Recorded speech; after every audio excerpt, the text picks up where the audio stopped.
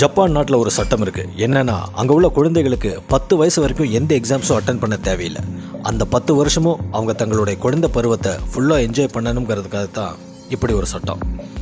Brazil நாட்டில் உள்ள சிறை கைதிகள் டெய்லி அந்த ஜெயிலில் உள்ள ஸ்டேஷ்னரி பைக்ஸை பெடலிங் பண்ணி 10 ஸ்ட்ரீட் லைட்ஸ் எரிவதற்குண்டான எலக்ட்ரிசிட்டியை ப்ரொடியூஸ் பண்ணுறாங்க. இப்படி செய்கிறதால அவங்க அந்த தண்டனை காலமும் குறைக்கப்படுது. நோக்கியா மொபைல்ஸ் ஃபின்லாந்து நாட்டை சேர்ந்தது. ஃபின்லாந்து நாட்டில் உள்ள ஒரு சிட்டியோட பேர் தான் நோக்கியா. இந்த நோக்கியா சிட்டியில் தான் இந்த நோக்கியா மொபைல்ஸ் தயாரிக்கப்படுது. அதனாலேயே இந்த மொபைல்களுக்கு நோக்கியான்னு பேர் வந்தது. ஹிமாலயன் மவுண்டனில் விளையக்கூடிய ஒரு வகை பூ தான் நாக புஷ்பம். இது 36 வருஷத்தில் ஒரு வாட்டி பூக்கும் பூன்னு நீங்கள் இன்டர்நெட்டில் வைரலாக இந்த ஃபோட்டோவை பார்த்துருப்பீங்க. ஆனால் அது உண்மையில் ஆக்சுவலி இது ஒரு பூவே கிடையாது.